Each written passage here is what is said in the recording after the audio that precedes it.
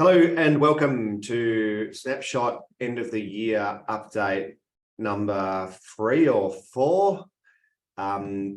We always end up having a webinar in November to give you all of the updates and all the new things that have come online, which have just come online.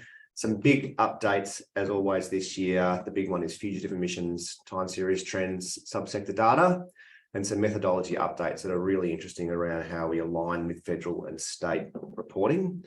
We've got a standard session here where we're going to go through these updates over the next hour or so, and my co-host here, Imogen's going to do most of that. And then we've got an extra half an hour at the end for everyone that just loves to get into the data. Everyone's welcome to stick around for that as well. I'd like to start by acknowledging the First Nation people throughout the land. We're speaking here from the lands of the Wurundjeri people of the Kulin Nation, and I would like to acknowledge elders past, present, and emerging, and note that the land that we're meeting on here is a place of age-old celebration, initiation, and renewal. The people that we have on hand, myself, Alexi Lynch, the operations manager at Ironbark Sustainability, Imogen Jubb, who's the innovations unit project lead and snapshot guru, everything person. We've got some online as well, and within the room we've got Charlotte Summers, who you can't see here, helping behind the scenes, Paul Brown, Matt Sullivan Kilgore, who's the other snapshot guru and innovations project team unit lead. Make up your own title, Matt. That's the one that, along with Imogen, basically started Snapshot. And Rich and Ben as well, who are Ironbarkers behind the scenes, ready to answer everyone's questions. At last count, we had about 140 odd registrations, a lot of familiar faces, which is lovely to see. But yeah, people are slow to come to the table this morning, which is totally understandable. What we're going to do today is have a quick intro, a bit of housekeeping, a little bit about you, but not too much, just on the people that are in the room and what everyone's responses were to the pre-webinar snapshot webinar survey that we like to share around. Snapshot in action, some of the changes that we've got, and then, as I mentioned, a lot of time for all of the questions that you have, including the most intricate, nerdy questions that you have, you can ask our data crew here. You should be on mute. If not, please mute yourself. Every now and then someone just comes on and continues to unmute, and sometimes it's hard to find who that person is, but just a reminder to mute yourself and jump in. You know how to use Zoom, ask all the questions that you like. I think we'll have time to answer them all today, which is awesome. Thank you to Emma, Libby, and M. Mireles for having your video open. We can see you, which is really nice. If everyone else can turn your cameras on, that would be great, because as you know from, thank you so much, all the other awesome people that have just done the same. Amy, Zayla, and Nick, because otherwise this is what we can see, which is always a bit weird. So unless you're, in the bathroom or in bed, that'd be a bit weird. It's so much nicer now. It looks like a webinar now. It actually looks like we're talking. So thank you very much. Okay, about us, Ironbark Sustainability. From looking at the people here, most people would be aware of. We work with councils around Australia. All we do is help them reduce emissions. So corporate operational emissions, we started out. Our bread and butter was street lighting and smart lighting, and we still work with councils around Australia, helping them change their lights and their operational assets and operational emissions. We also work in the climate space, helping councils reduce, again, their operational emissions and their broader community emissions. We do a lot of innovation and software solutions as well at the moment. For about 20 years, we've been working with councils and communities to reduce emissions, and of the 537 odd councils around Australia, we've worked with about 250 of them over those 20 years. We teamed up with Beyond Zero Emissions about 5 years ago now. We had all this data around community emissions profiles. BZE are a independent solution-focused think tank. We're working with community groups on helping them best know how to work on climate action, including getting data, and it seemed like a pretty inefficient thing to have all these organisations doing these things, and community groups especially, working their way through the global protocol for community emissions and getting their heads in data when it was all here. So we teamed up and with the Lord Mayor's Charitable Foundation developed Snapshot which is what we're here to talk about today. The only free and publicly available community emissions tool, which provides nationally consistent emissions data in accordance with the global protocol, which is quite important because that means that for those councils that want to actually report through things like the Global Covenant of Mayors or Race to Zero, you can be very comfortable that this has been tried and tested and verified by those global bodies. BZE is stepping away from their role with Snapshot Climate to focus on federal advocacy, which means that Ironbark's taking on full custody of Snapshot going forward.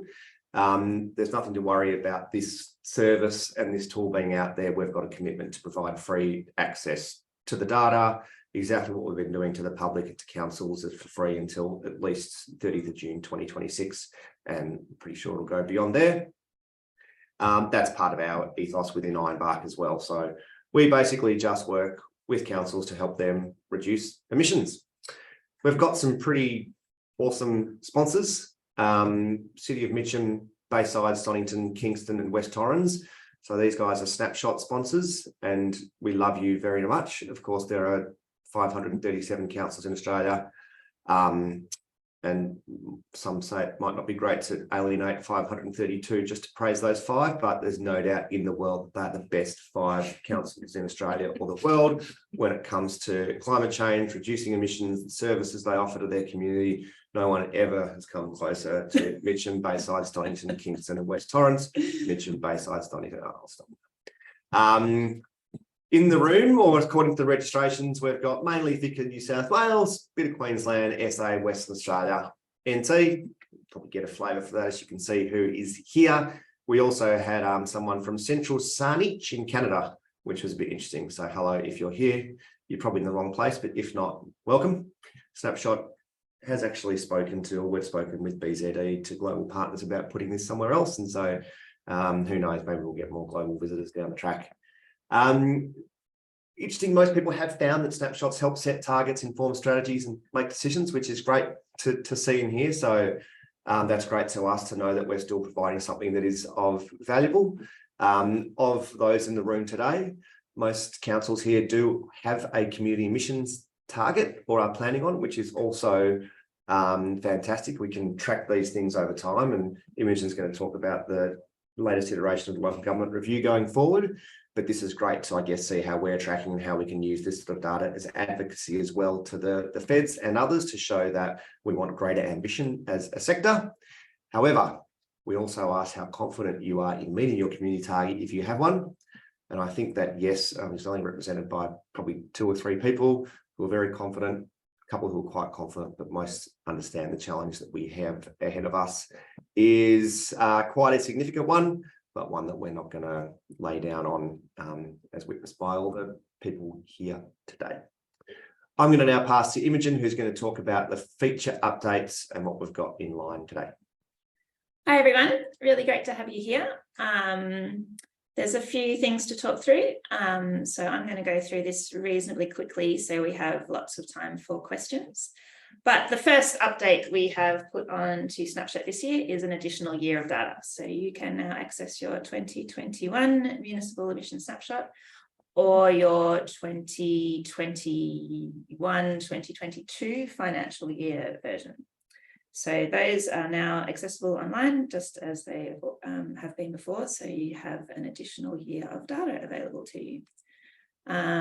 Another big change is that for about 162 councils across the country, we now have this yellow wedge included in your snapshot profile, which is representative of fugitive emissions. So fugitive emissions are those predominantly from coal, gas and oil mining and extraction, and emissions that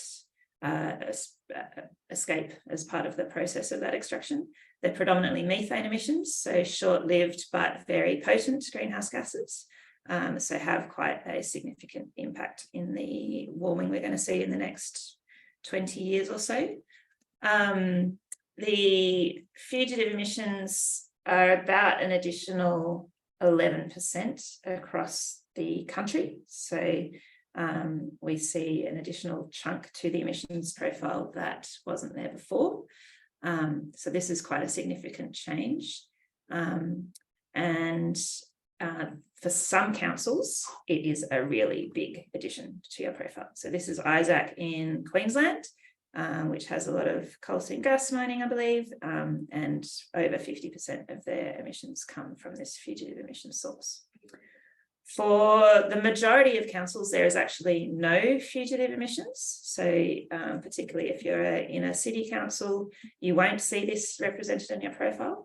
That's to do with the way the emissions are accounted for. It doesn't mean you're off the hook, because the emissions are allocated to the source of these emissions. But if you're using gas in your municipality, then you are still responsible in part for these fugitive emissions existing.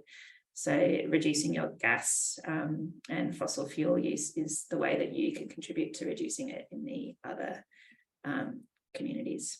And I think that's really important because most of the ones that will have this large chunk will be either remote or regional communities that have less resources to actually address them. So this is the coal mining and natural gas split you can see for Isaac. So it's approximately 50-50 for this particular community. And we have also made some changes to the sectors. So you've been able to pop onto the sector or source of emissions since the update last year. And now you can see that we have introduced not just industrial subsectors, but we have introduced this whole chunk of commercial subsectors. So that wasn't there last year. We've added retail trade, public admin, education training, healthcare, and a whole range of other commercial breakdowns so that you can see where emissions fall in that particular category in your patch, which can be quite helpful if you're developing strategies. If one of these is a standout, then you can look to work specifically in that subsector to reduce emissions and work with them in your community. There are some pretty comprehensive method updates as well to the profiles this year. So these ones here are the visible changes that you'll see, but there are some method updates behind the scenes. And a lot of this has to do with the source of data that we are collecting. So just for information, there are generally 3 sources of data that are used for the global protocol emission sourcing. So tier 1, 2, tier 2, and tier 3. In general, tier 3 is the most detailed and representative of what's going on in a particular patch, but we often only have tier 1 data available. So tier 1 is when we have, say, for example, national or state data, which we can then scale to a particular municipality by population or other metrics.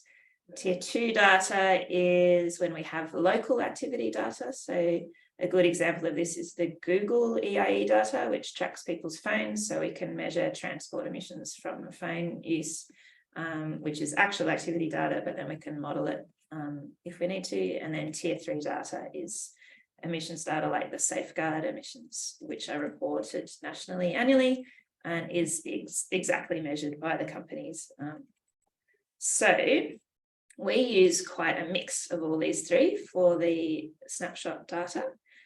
This table here is a bit complicated for most people, but gives an indication of where we have tier 2 or higher data. So we're going to get into this later on for those people who want to stick around for the data question. But just in general, the more bits that are highlighted yellow, the more representative of the actual activity data that we've got going on. So we have updated this table this year to have more yellow bits than before. We also have made some changes to jobs data and the allocation of emissions according to jobs. So this is using ABS, Australian Bureau of Statistics data on jobs. And one big change is where previously if emissions would be allocated to place of residence rather than place of work. So we have switched that around to be allocated to place of work. And in some instances, this makes quite a big difference. For example, if you have fly in and fly out workers, that emissions allocation would previously have gone to where they lived, but it will now go to their place of work. And so for some places, particularly large industrial hubs, that means that those emissions allocations will fall to the place of work, which will increase their emissions quite significantly. So this is an example of Wollongong's emissions profile from last year.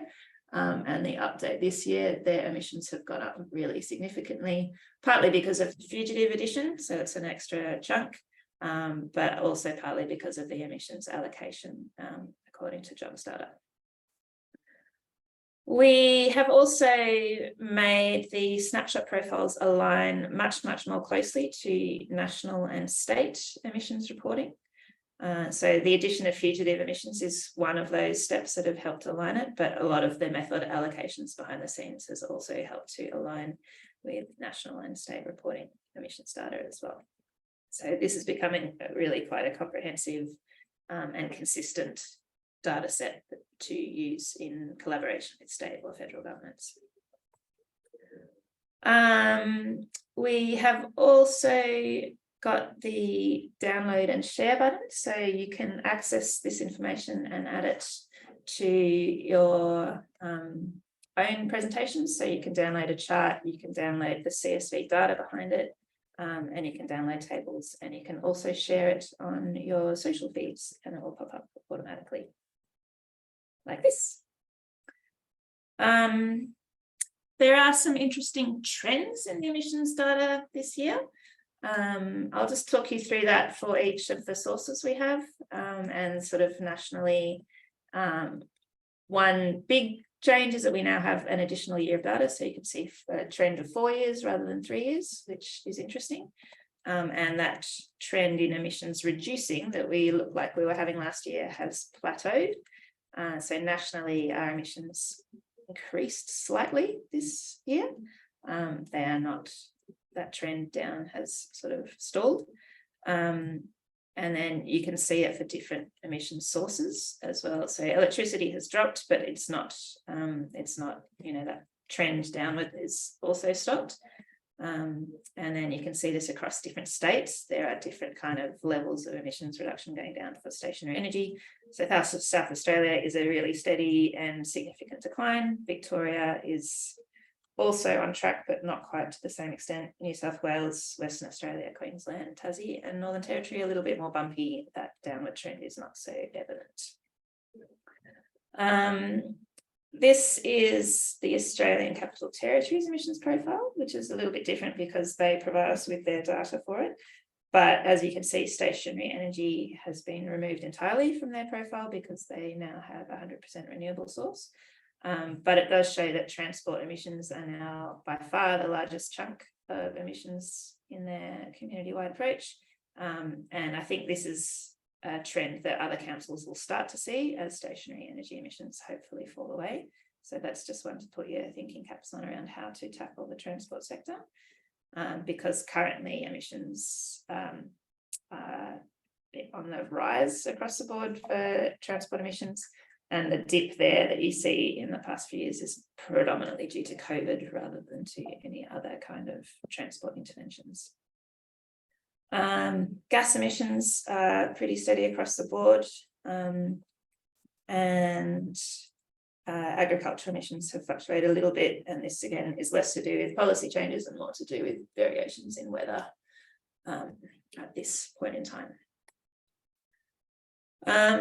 Again, the trends are a little bit different in different places. So this is in Curtin in Western Australia, an electorate. So again, emissions data is available for federal electorates as well as for local governments and states.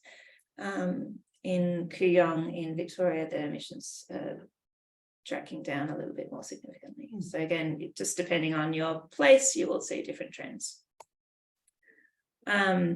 Brisbane again has not reduced so much.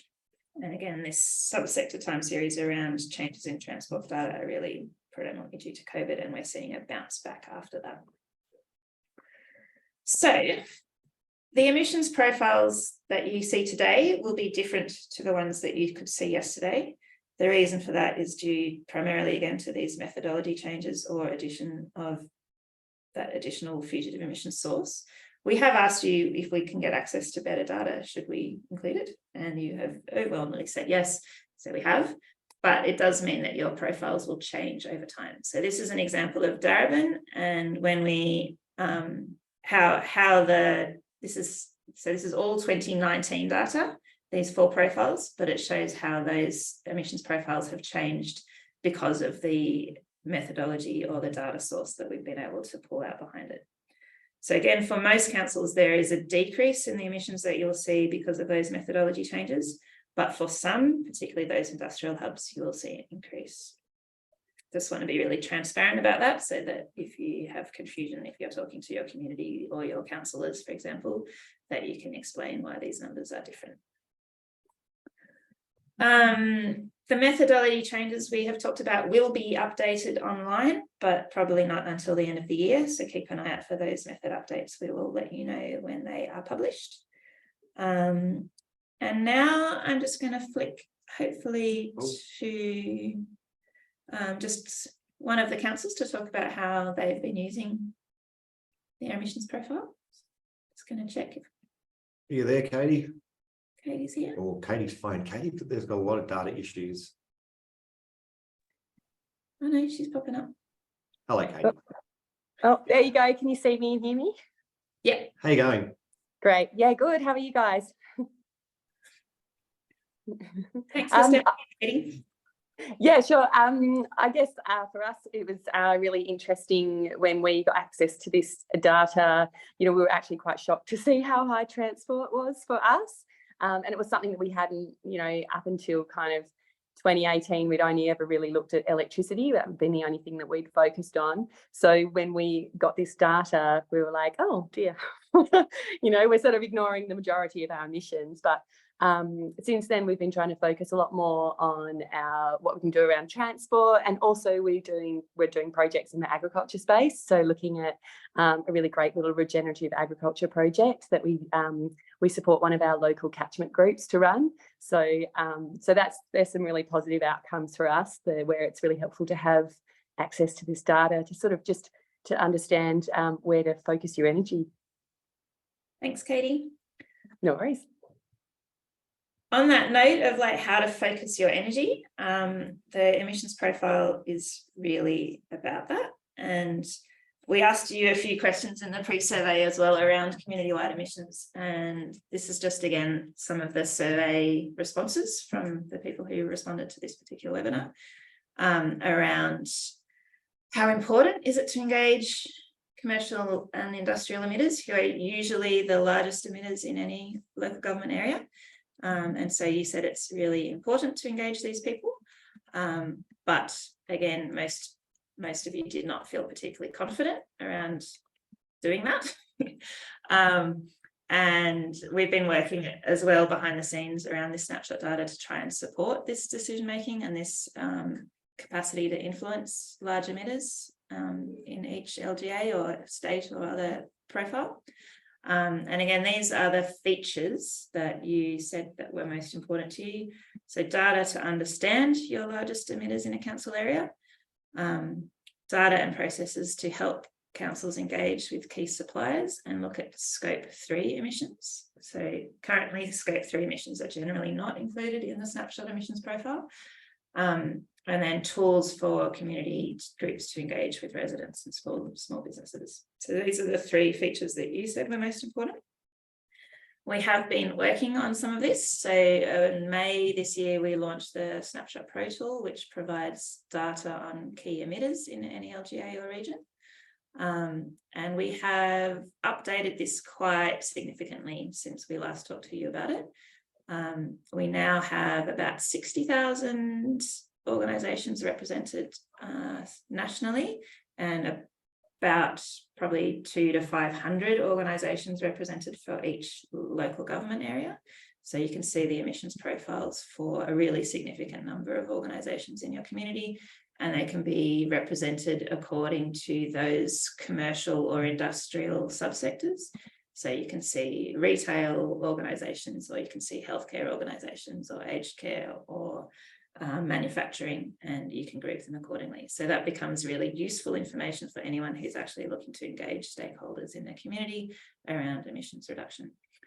We've also probably changed the pricing on these quite significantly as well. So what we were offering last year as a kind of core product earlier this year is now something we can show you your top 5 for a really small price. If you want to see the full list of full list of organisations, we can give you that for about $5,000. And if you want to do a deeper dive into your the organisations and what you can do and scope 3 emissions and all sorts of things, we can talk to you about that and work with you on it. This organisational data is also being used by a large number of Victorian councils who are running a business renewables buying group to work with commercial organisations in local government areas to set up power purchase agreements, a little bit like the VICO, but with businesses rather than councils. So we are looking to support that with data for councils so that they can have a really targeted list of organisations to communicate with and share information on this PPA opportunity.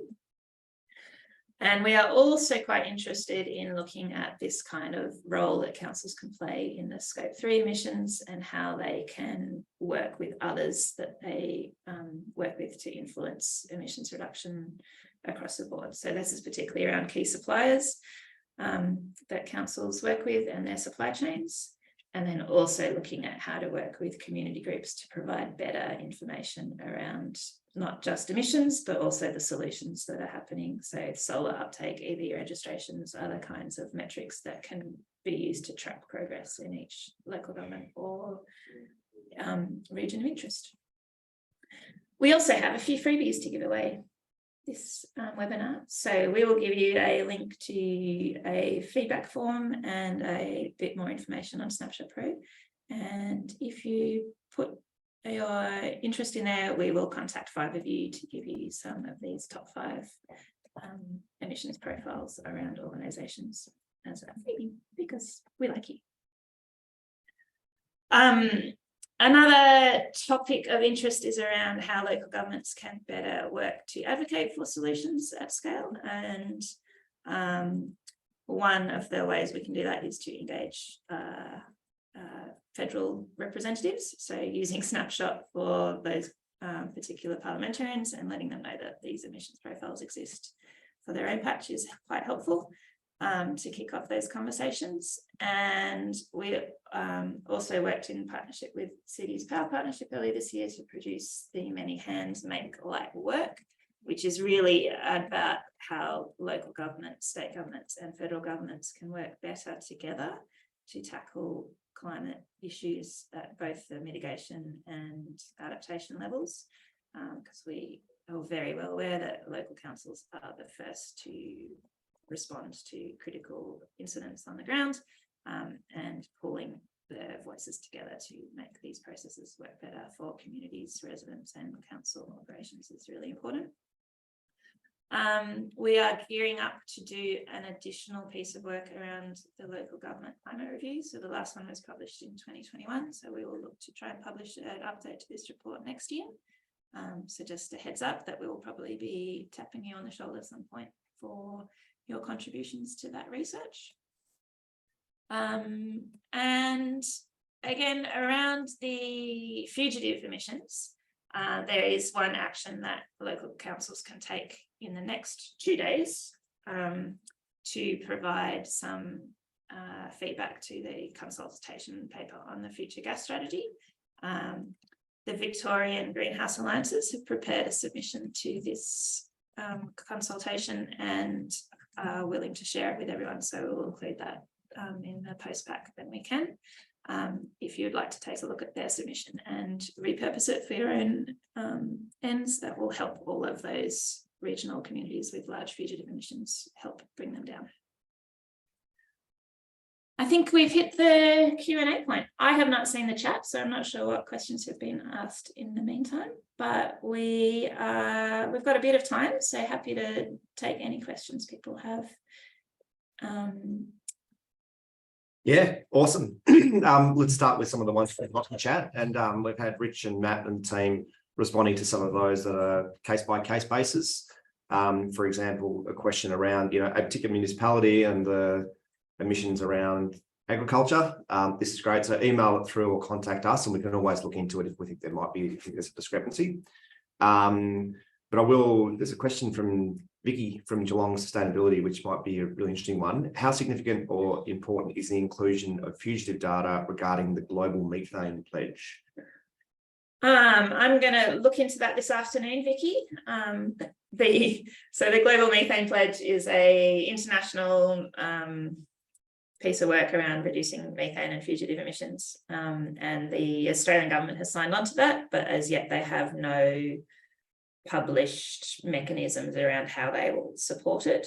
So again, this future gas strategy is one way to get your voice heard around what you think they should be doing. We will also probably be looking at how we can support fugitive emissions reporting across different. So again, with the Snapshot Pro tool, we can actually allocate fugitive emissions to particular companies as well as to the LGAs. So that clearly shows, which companies are responsible for these emissions and by what proportion. And so we will be looking at how we can work with governments and community to help them understand the actual source of these emissions and how to make the companies who produce them take responsibility for them. And I think this might be a bit of a related one. It's a question from Philip. Are you releasing data on the top emitters in each local government area so we can outreach and work with them to reduce emissions, or is this still in the prototype stage? So Philip, this information is in the Snapshot Pro tool. We're not making that public at this stage. So your council or you as you can contact us and we can give you that data. And then what you do with it is your own choice. So councils could publish that if they choose to. In the grand scheme of things, I think having this information publicly available would be great, but we're not in a position to be able to do that at this point in time. And I think there's also a little bit of thinking through around how companies would receive this information and how to just being careful about how to make that information available so that it is used to best effect and not causing problems.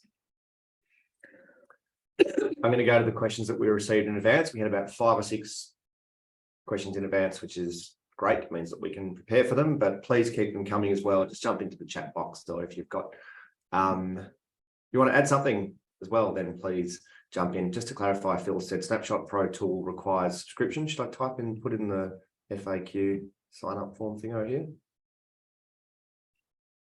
Imogen? Yeah, if someone can share the Snapshot Pro link, that would be awesome. So I've just shared that there. It's also a bit of feedback for the webinar, as we always are. Jump in there. But yeah, Phil, like if we can get funding for it, I mean, that's part of the point, right? We just like Snapshot. The way Snapshot started was the councils are saying we want emissions profiles. As I mentioned, BZE were doing it, we were doing it at Ironbark, and we were charging councils $4 or $5 grand a pop. And eventually it just didn't make sense. And so we got some funding, we were able to put it for everyone. If we can do that again now, we would absolutely do it, but there is no funding. There's no big funder saying, right, I've got a couple of $100 grand here to go and do this. And so it can be available for all councils. If that changes, or if there's ideas on how to change that, then we're all ears. Fugitives, emissions, presumably fugitive emissions. What can councils do about fugitive emissions, Imogen, and or others? So again, the allocation of emissions on fugitives does fall to the place where they are predominantly made. But I think it's really important that the councils are not off the hook, that doesn't fall to those particular councils to take responsibility for them. It's a responsibility across the board. The way you can do it is to get your community to reduce their reliance on fossil fuels. So reduction in gas use, there is a huge amount of resources available around that, around household electrification, and also electrification opportunities for commercial and industrial players. So again, getting access to that behind the scenes data on how that falls for each of the big emitters in your local patch can be really helpful around engagement and strategies to support their move away from fossil fuel use, particularly in stationary energy. And then the other one is around advocacy. So really it's about what can you do as a council or as an individual or as a community member to advocate for better solutions. And so this submission to the future gas strategy is one example, but there are countless examples of opportunities to engage in budget submissions or, engagement with your MPs or all sorts of processes around how to enact better policies that will support change at speed and scale that we need. The advocacy side of things, I think I made a comment in there. It's really worth checking out that Cities Power Partnership report, even if you can just check those 4 or 5 pages. There's so many reports out there.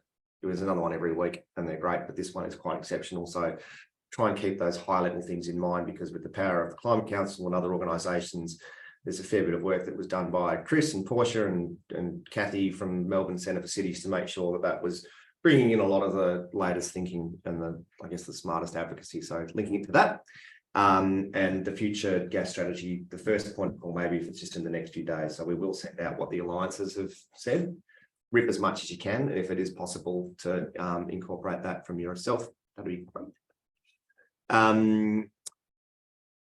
Questions are coming in, and to those that are asking the questions, feel free to unmute yourself as well now if you want to ask or clarify.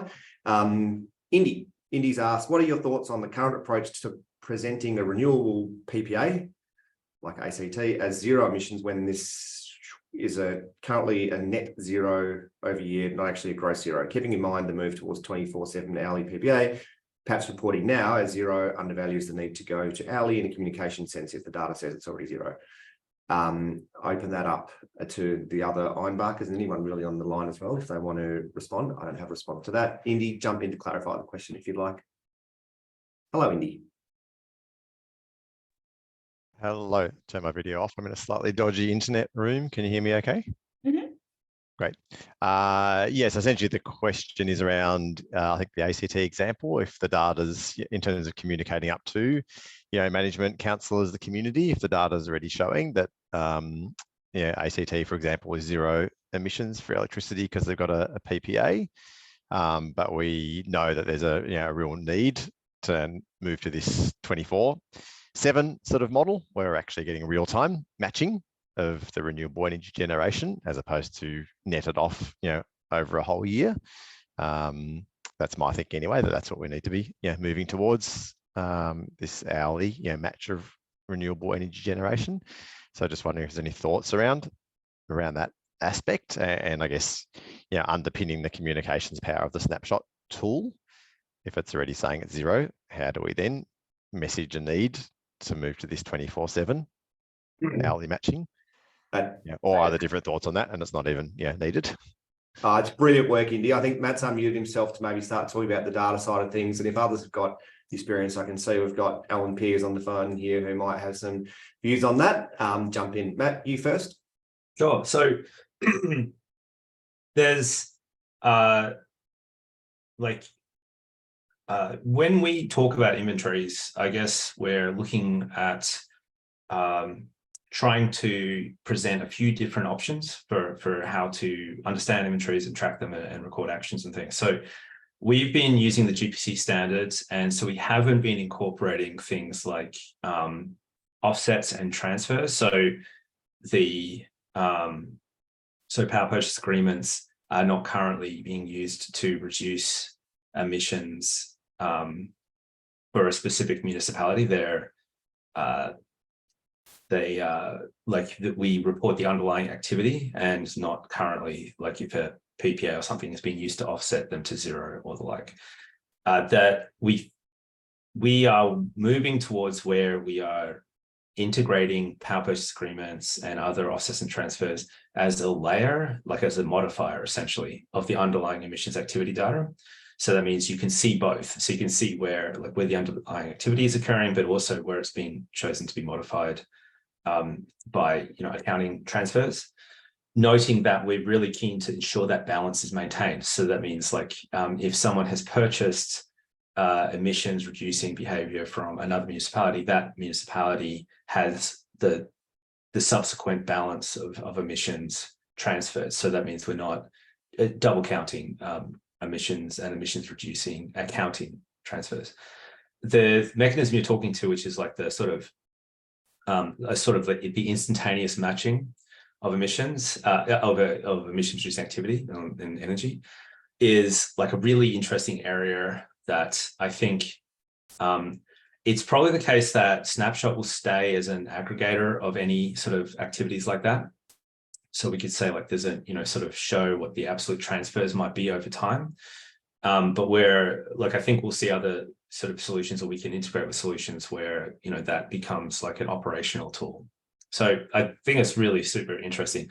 If it opens up a new area of taking action, or like getting a more definitive trend towards zero, then we're very interested in seeing how we can interact with that. Yeah, thanks, Matt. So maybe I misinterpreted what was said, because my question came from, I thought there was an example that ACT's emissions had been adjusted because of the PPA earlier on in this presentation.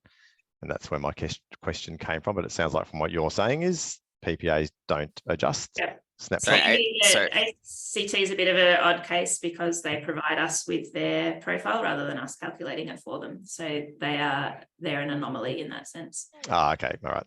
Most of them, the way we produce the profiles, will not account for PPAs at this stage. Okay, so that was what my comment was based on. So, thanks. Thanks, Andy. Anybody else have thoughts or comments on that? Otherwise, while I give everyone 5 seconds of thinking time, I'll move to the next. There's one more point I'll make about the fugitive emissions. Some people may have followed in the news over the last few months that Australia generally underreports our fugitive emissions. The source of data we use for the fugitive emissions is the federally reported data. So it is probably likely that the snapshot profile is also underrepresenting the emissions from fugitives. And there are many people who are using sort of satellite data to start tracking emissions, methane emissions at the source. So it's possible that will change if we can align with those other data trends over time, data sources over time. Is it possible to get a dashboard showing live solar panel production gas disconnections compared to targets? Matt? Easy one, Matt.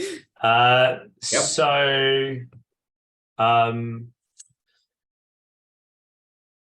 like, anything's possible. Like so the challenge that we have around solar is that the data sets that we would look to for solar sort of as a more universal quality would be STCs, so the reported STC registry, which does update quite regularly monthly and is available at the postcode level. So it's quite good. There are some challenges around STCs, noting that as we approach saturation, I won't get into it. I'll get into it. But the things like gas disconnections, they are more challenging because it's sort of like one of those invisible data sets, right? That doesn't really occupy any one reporting location. So there's ways to sort of induce or infer disconnection data, which we've been exploring through a few different mechanisms, but they generally don't have there's some ways to do it, and say like in Ausgrid areas or Gemini, where we see like some really reasonably systematic reporting, then we can sort of infer. I've done a fair bit of analysis around going, what is this actually saying, and how does this relate to total household numbers and sort of occupancy rates and things like that. It's still a little bit unclear as to whether we can sort of definitively draw out definitive statements of what that trends are. So we're very interested in exploring that, and so we call those activity-specific metrics, right? So they're things like say uptake of EVs and installation of certain technologies and stuff like that. So we've been looking at at solutions through our mill dashboards and that sort of build on those data and give a sort of tracking and cohort corrections and cohort trending analysis and that kind of stuff. So you could sort of say okay, well, are we seeing a meaningful deviation here? What's the residual opportunity? All that kind of stuff. So it's a very interesting space. It's probably going to stay in a activity specific forum for a while. So it means some activities will have natural data sets that can leverage, and others will not have any natural data sets for the immediate future. So yeah, but anyway, I'm very interested in that. Happy to have that conversation. And I think we have been working with a number of councils around transport emissions data and creating dashboards to track those metrics. So if you're interested in that, let us know as well. We can touch base with you on activity data at that scale. What plans are in place to address some of the notable gaps in Snapshot and improve attribution? There's no gaps. For example, of course, we can improve. International aviation is a large gap. An attribution of domestic flights by home location of traveller as opposed to location of airport is another. Before I get into that one and probably pass over to Matt as well, we've had these discussions many times before internally, and we know, I think as Matt answered the last one, of course, anything's possible. Ideally, we could do everything, but can take time and resourcing. I'll just let people know, again, please thanks Hugh, keep the chat going. That's totally fine. We're kind of moving into the data techie side of things as well. And the questions that we've got in advance, we're sort of already getting into the nitty gritty, which is totally fine. But as well, if you've got those bigger, broader questions, please keep them coming. Otherwise, I think we're sort of getting into that a little bit earlier than expected, which is fine. So Matt, I'll ask that question again for you. International aviation, that's a gap. Or is it a gap? Feel free to. Okay, so I would flag. How do you So this, yeah, domestic flights by home location of the traveller, which I think the questioner probably would understand. That's quite challenging. Over to you, Matt. oh, okay. Well, it depends what you mean by challenging. So the so I would highlight two important facets to that question. So the first is that international flights and international seaborne freight are not currently allocated anywhere in the emissions associated with Australia. So that means like the National Greenhouse Gas Inventory or anything to do with Snapshot, that kind of thing. So that is certainly a gap, right? That's a categorical gap. So that means we're not saying like that we don't have that as an area that's reported for anywhere. The second question is about the allocation of domestic aviation, which is allocated, but is allocated according to the airports for which the planes, arrive and depart, as opposed to allocating them according to, say, where the residents or business travelers' place of work or place of residence, essentially where they started their journey.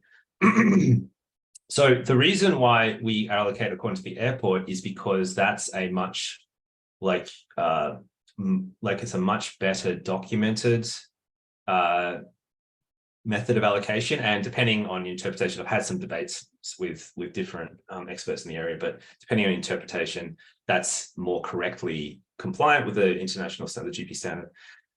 But obviously allocating according, that means that anywhere that's got an airport is going to have disproportionately large emissions, such as Hume, and places that don't have airports will come up with no aviation emissions, even though almost certainly their residents are in fact traveling by plane.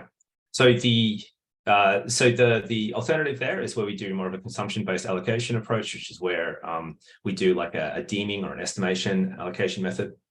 So that's certainly possible. It does require a lot of assumptions to be applied.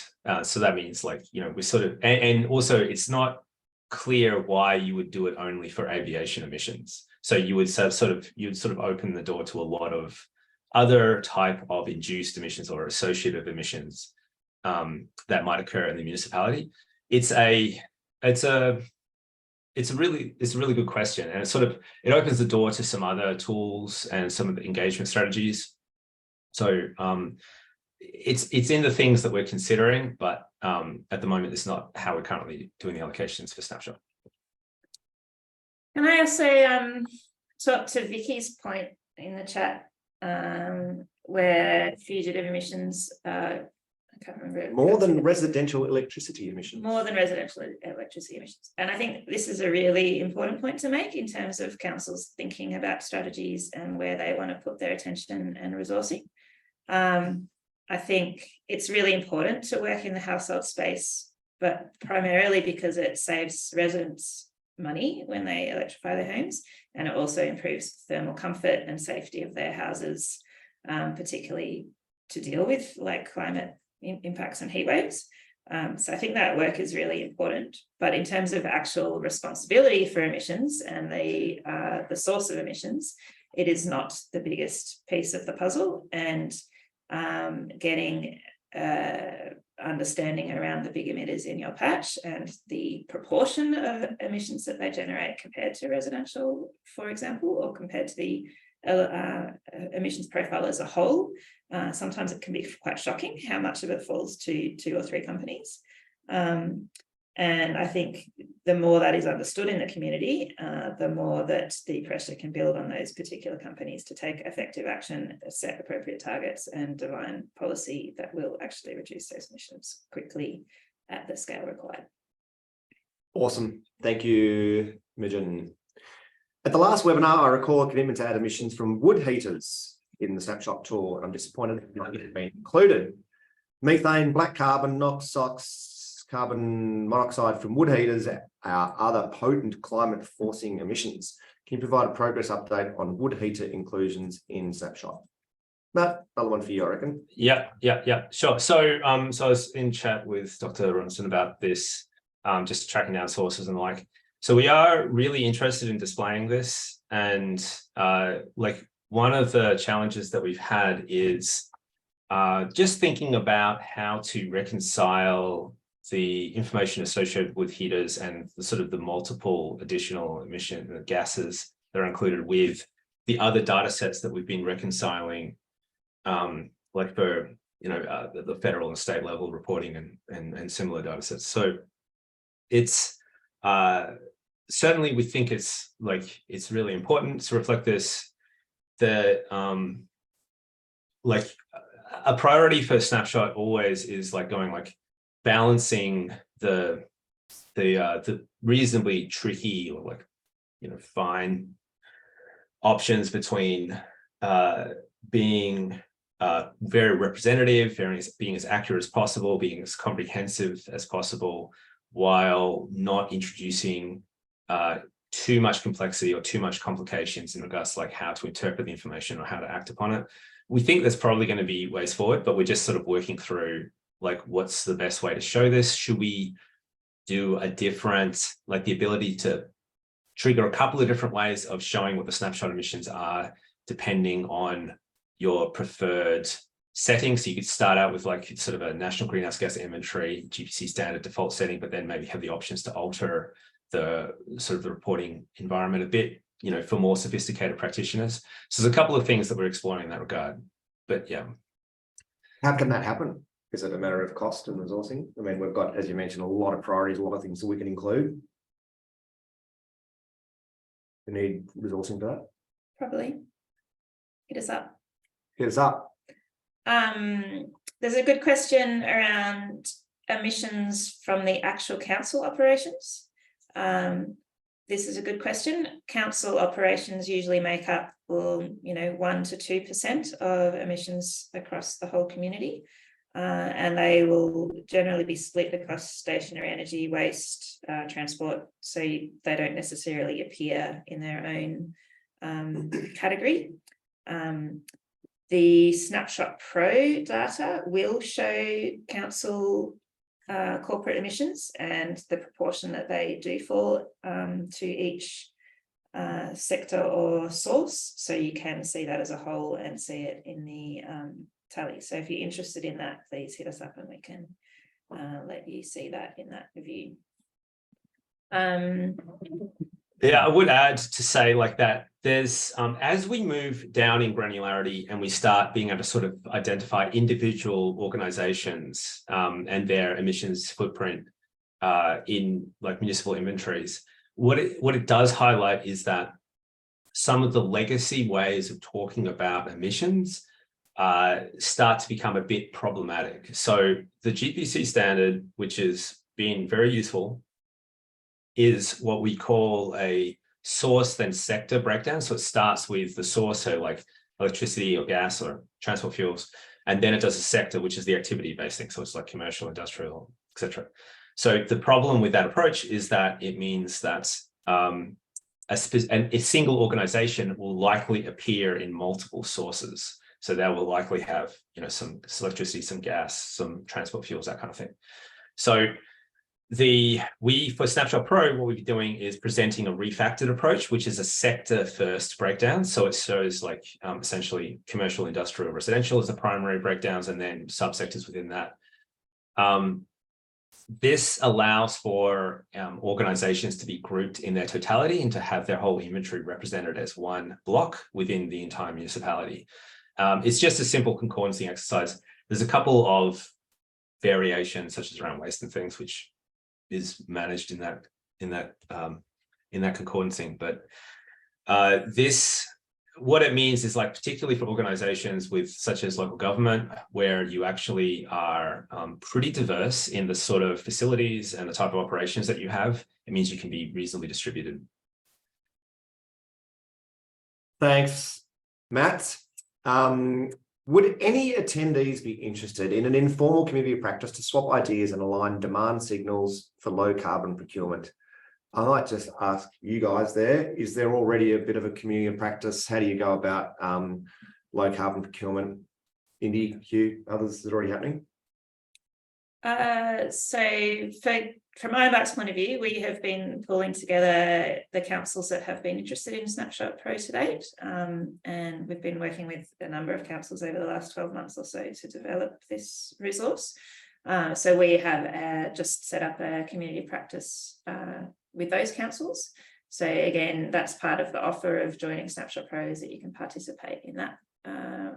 And Scope 3 emissions and the supply chain is probably one of the hot topics to discuss next. I expect there are already some other networks amongst councils to discuss this though, so it would be good to touch base with them as well. Jump in the chat if you'd like, if you're already aware of them. I mean, if it's through the, well, you know, Cities Power Partnership might not have discussions around this anymore, but the alliances or the climate emergency base camp stuff, anyone aware of an existing community of practice around low carbon procurement?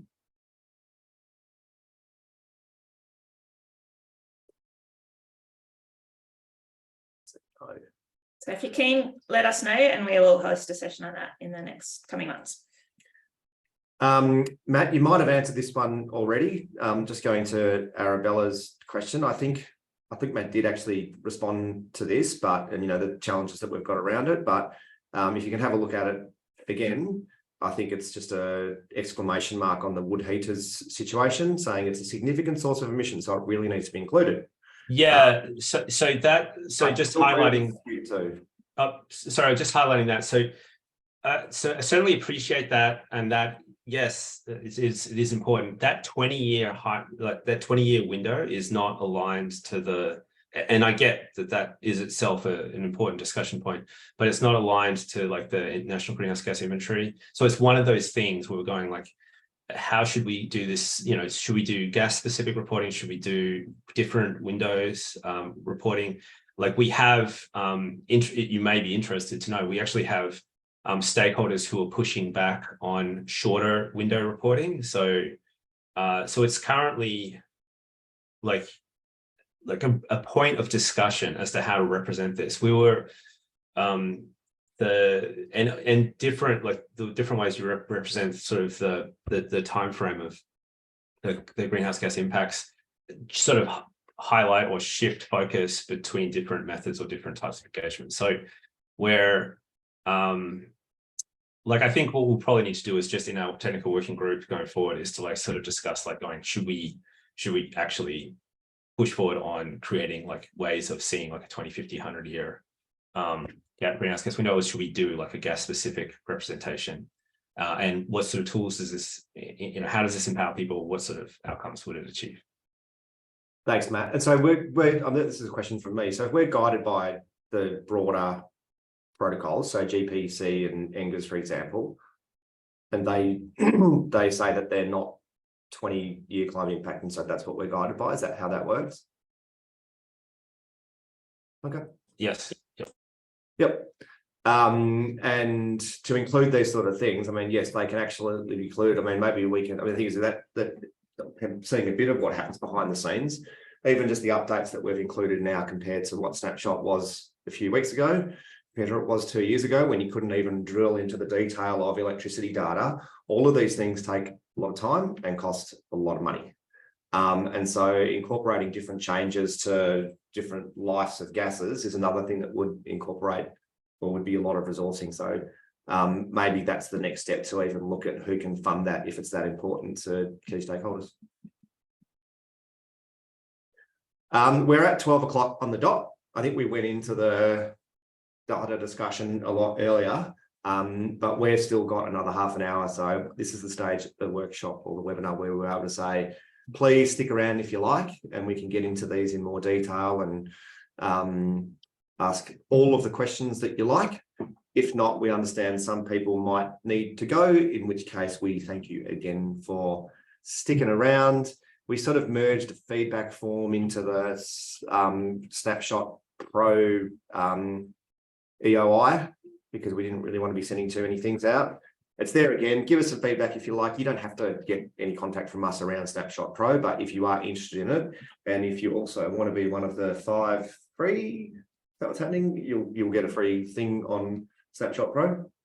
5. We'll pick 5 people at random who express interest. Who express interest. So if you're interested in Snapshot Pro and that, looking at your actual main commercial and industrial emitters, jump onto there. If you want the slides as well, jump onto there, but just click, I don't want to talk to you about it, and we won't bother you.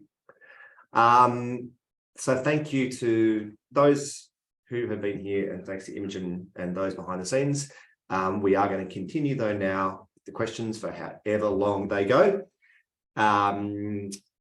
So yeah, stick around if you want. It could be a question, but more for the top 3 features question above. And so in advance, we said, what do you want to say? What comes next? I'd like an estimated cost and benefit figures to community emissions reduction initiatives so we can build a MAC, marginal abatement cost curve, for our community emissions reduction strategy. I might start with you, Imogen. I know Matt has views on MACs as well, and we are in that part of the webinar now where we can be a little bit more informal and talk about the pros and cons, because we might not necessarily recommend MACs.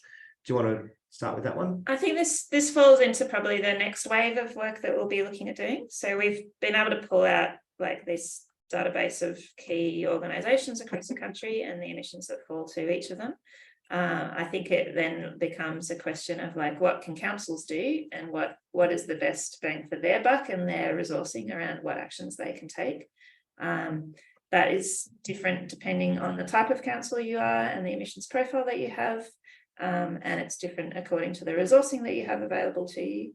But I think probably one of the outcomes of the local government review that we're looking at producing will be to help identify the actions that are best for each council to take, depending on their circumstances, and also to advocate to state and federal government for better resourcing so that councils can better enact the actions that will make the most sense and lead to the most emissions reduction. I think the MAC curve is a piece of that puzzle, but not necessarily the whole picture. And so again, the more we can work with councils to support those clearly identified actions that do support emissions reduction and community benefit, the better the sector will be as a whole. Matt, did you want to have a respond to that too? I'm just typing the question in the chat box again as well now. Could we have cost benefit figures for community emission reduction initiatives so we can build a MAC? Okay, so I would split this into 2 parts. So the first is, would it be possible to create a way of getting an estimate of what are effective community type interventions? And the second part is, can we construct a MAC? Can we auto build a MAC curve? So the problem, I'll answer the second one first. So the problem with MACs in general is that, particularly when it comes to things like community initiatives, is that the way that they're built is actually it requires certain assumptions to be made about the number sets that generally don't translate into anything particularly meaningful in the real world. So like issues between, say, disparities between who incurs costs, between who receives benefits, and such as, timeframes and business as usual categorization. So for instance, some things that might appear on a MAC curve to be undesirable are in fact going to occur, like they're just naturally going to occur because of the market trajectory, whereas others that appear to be very positive, nevertheless remain extremely challenging or very, very slow to implement or unadopted at all. So it naturally, without sort of program intervention. So MAC curves aren't particularly I've done a lot of work around MAC curves, and so I actually have frequently challenged people to say, look at this curve, tell me something you think this curve is telling you, and then I will show you that that is wrong. And you can do that almost universally. It's almost always the case that whatever someone looks at a MAC curves and deduces something from it, that deduction is incorrect, or at least quite misleading.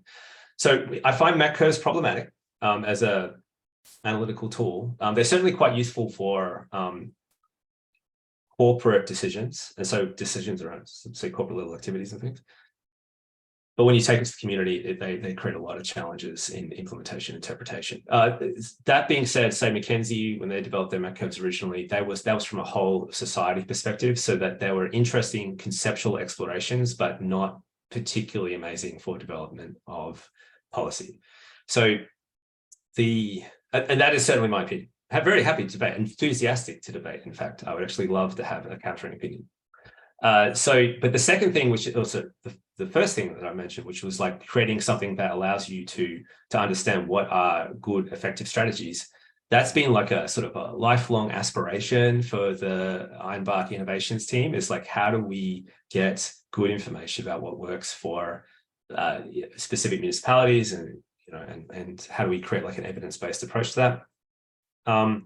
We are certainly moving closer towards that. So we're building on the data sets that we've got around what sort of interventions have been implemented in the past and how successful they are, and what factors affect uptake, and how does that compare to sort of business as usual market trajectories and things. So, and like we've done some really good work with the Climate Council, with the CPP program, and developed some analytical sort of attributions, like the work also the New South Wales State Government's doing with some of their Greater Sydney work and the Resilient Sydney group, sort of they're moving in that direction where that becomes like sort of accessible tools. Yeah, but there's a lot more to that, but I'll tie that off because I've been talking for a while. There's a question from Peter Butler about the top 5 Snapshot Pro tool, and whether council corporate data would fall into that top 5. In most instances, it would not, but there would be some councils where the council itself is one of the top 5 emitters, in which case it would, but that would be a small proportion of councils across the country. So maybe some that have got waste, landfill, gas would be part of the top 5. Yeah. So that would definitely be a factor, but I have to say a non-trivial factor will be the diversification of the stakeholders in the municipality. So if you have relatively few number of larger entities, so you've got like a sort of a dense commercial sector that's just got a lot of like SMEs and sort of larger but not particularly large footprint emitters, then it would not be challenging for the council themselves to fall into the top 5, just because you've got a very dispersed footprint of emitters. Thanks, Matt. And just in case that was the question was more around, I mean, if it's actually getting into the detail of a council inventory, that's not what part of this package is. It's something that we do and Ironbark does, but it's not a matter of then saying right within that, if you are a council and if you are in the top 5, it's not actually a detailed, climate friendly, whatever it is these days, climate active, I forget, inventory that's developed. That's a different sort of service. We can do that too, yeah. But it's not what this particular piece of work is. Totally be done. So reach out if you want. Can you please differentiate between fossil gas, which needs to be replaced with electricity, and biogas from FOGO, which we want councils to capture and use to displace fossil fuels? Yeah, so we there's sort of there's 2 places where emissions from landfill can manifest. So The first is where they are like fugitive emissions from the landfill, so they're just vented to atmosphere. So if they're vented to atmosphere directly, then that gets added to the waste emissions category for landfill.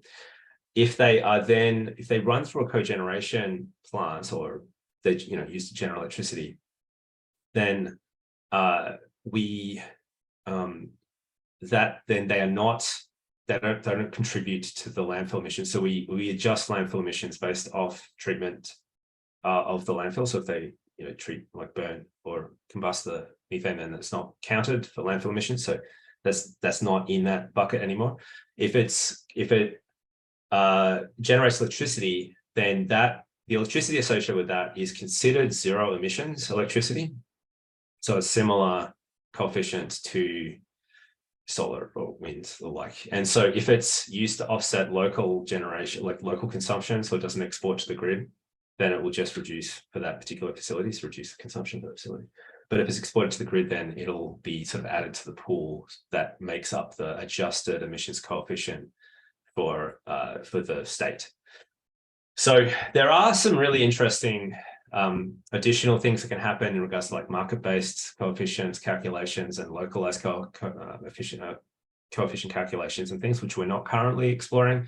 There's some good work being done in the States about how to do that attribution. And like it's again, like, we're sort of always trading off between going like, where do we introduce some complexity that allows to represent certain types of actions taking place versus like balancing that against like, does that just make the thing confusing and hard to work? So that's an area that is that we can sort of explore in.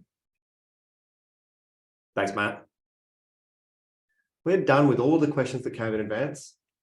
And we're done with all of the questions that we have received in the chat, unless there are still some coming now, because we do have 18 minutes, but we won't stick around just for the hell of it. So we can also finish earlier.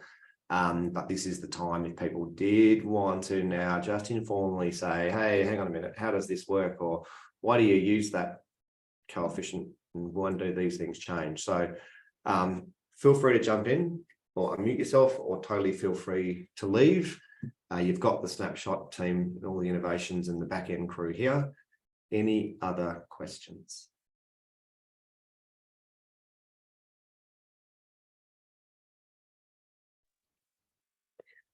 I've got a question. It's not so super technical, but I'm just wondering, we're sort of looking at how we do our recording our emissions for our local government operations again with some other sort of broader groups.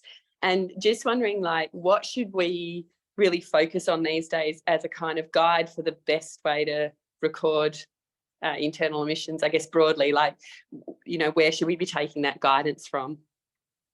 So sorry, Katie, your question's around corporate emissions for the... Yeah, it is. Yeah. Yeah. So I embark prepare reports on that for councils.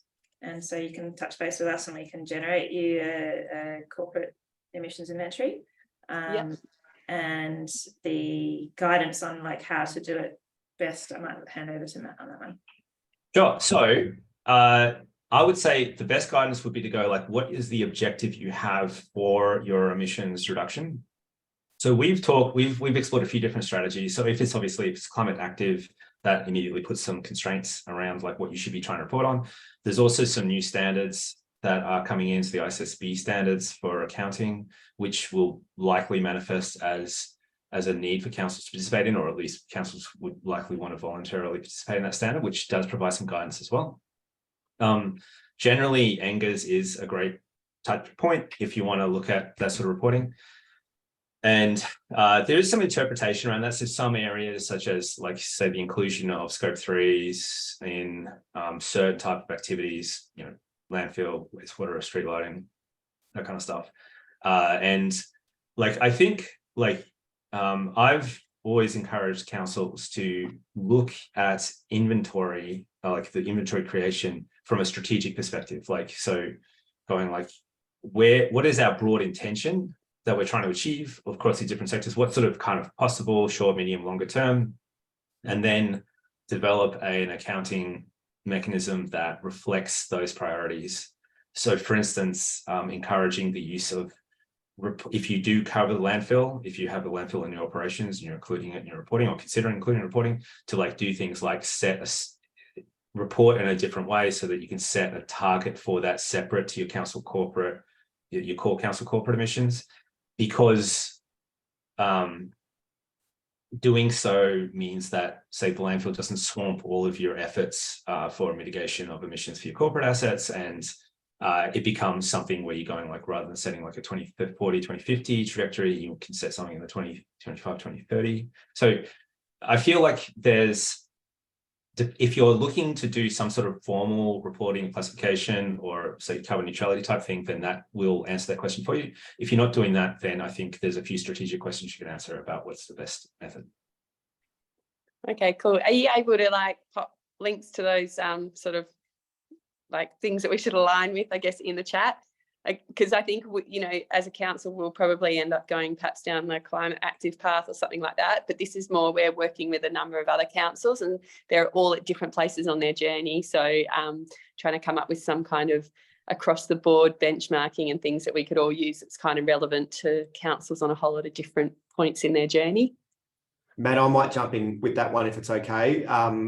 Great question again, Katie. I don't think we can do that in the chat, but we will get back to you on that one and maybe have a chat. And I fully agree and concur with everything Matt just said. And also just add that, and look, it's our strategy unit will have different views on this as well, or we'll have other views that we'll get and send through to you. I know that if I've ever spoken to councils in the past about this and the exact question that you just had, I'd probably just probe you with a few more questions. As Matt said, why do you want to do it? What are you doing? And even if some just do decide that they want to be, you know, reporting for certain reasons, often even kind of talks ourselves out of a job a bit. But if it's a small council with not much budget and they want to look at getting, you know, the certified tick from Climate Active and whatever else it is, 15, 20 grand here plus ongoing fees, it's like, maybe just don't do that and maybe just get enough of an understanding to know where your emissions are and then spend that money on reducing and actually putting up solar. Otherwise, it's just a real waste of time and money. That's not for everyone. A lot of councils that are here right on this line now have, or in the past, have got that certified tick, and you can still use their guidelines to understand where your emissions are. But especially if you've got a different group of diverse councils within a group together, there's probably another way that you want to attack that. We probably look at we did some work with Sustainability Victoria a few years ago on helping rural and regional councils as a group sort of do it. You don't necessarily need to spend all that much time and money to understand where you're at. You don't need to get every last little refrigerant, which is not going to make a difference to actually what you do as an action. South Australia at the moment are going through a very similar process where they're looking at helping fund groups of councils to help just develop inventories, but there's no way, having looked at their budget, they're going to be climate active. So let's have a check and maybe see if we can develop a cheat sheet or two, just a page or so, just saying, look, here's some sort of guide rails. Thank you. Before I open to more questions again, Imogen? I just wanted to do a shout out to Richard, who's online there, who has been predominantly responsible for doing all of the data wrangling behind the scenes and the methodology updates. So big shout out to Rich, because you would not see this new data available without him. We just spotlighted you, Rich. Didn't know I could do that, but that's Rich. Been a bit quiet online, but if you've got specific tech questions, he's one of the ones to answer them. He's done all the stuff that we can see and worked crazily to do it. What other questions do people have?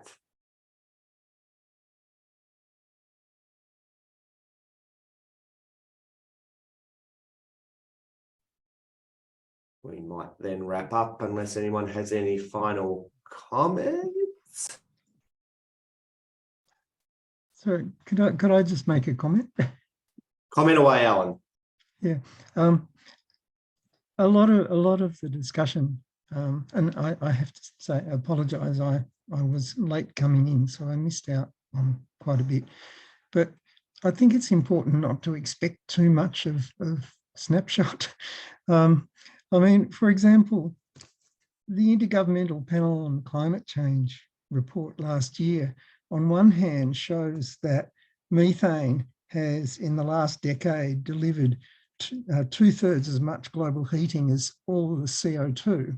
And yet, when they show their long-term trends and all of that, they they don't take into account the fact that methane is very active over a few years, and so they underplay by using 100-year carbon factors what's really going on in the atmosphere.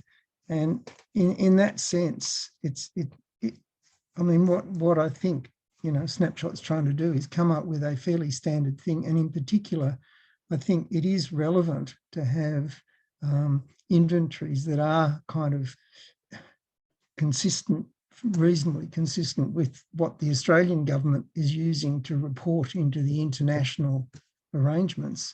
But there's almost like there's two sets of stories, because there's that. But then, for example, if you look at a council that's got a lot of housing construction happening, from my numbers, the embodied emissions in the materials of a new 7-star house are bigger on a life cycle basis than their operating emissions.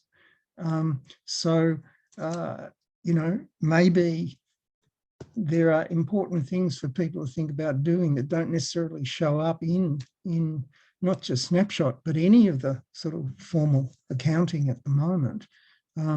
So it's almost like you say, well, this is what Snapshot can do, but here's some other key points. I mean, again, if someone in a council is interested in getting community focused on air travel, maybe some of the ABS data on expenditure on air travel might show up something.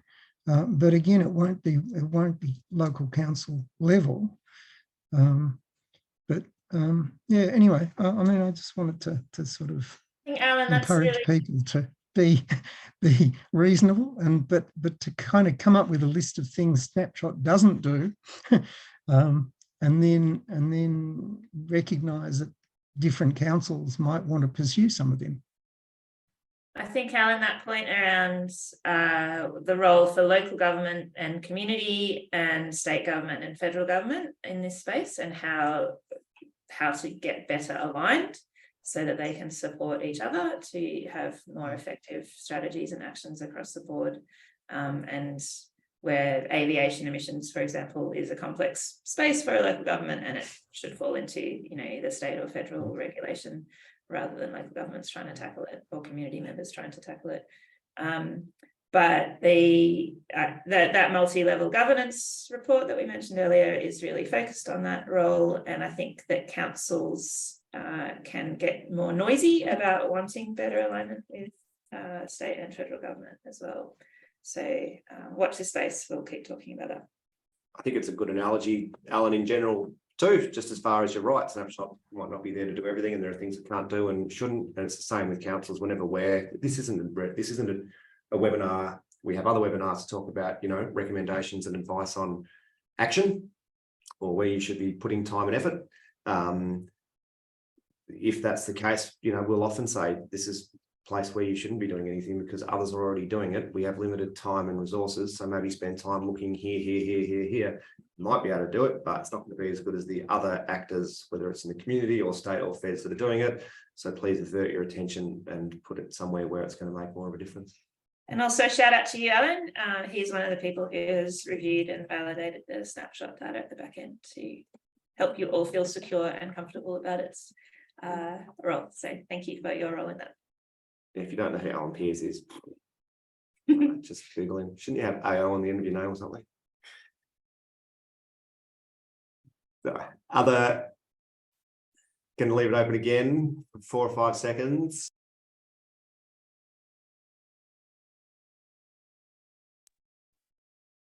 We are going to wrap it up. Thank you again, everyone, for coming along. We started with 140 registrations. We got down to, we've got about 63. So this is a very low rate of moving into who would be there, but I think it's one of those days. Optus has been a challenge. We've got this recorded, so we will be sending it through. If you want the slides, jump into that link that I've put there. Thank you again to everybody. The shout out to the people around the room and in the back end that have done and do an amazing job. So Rich, Matt, Ben, Charlotte, Imogen, and everyone here and everyone out there fighting a good fight.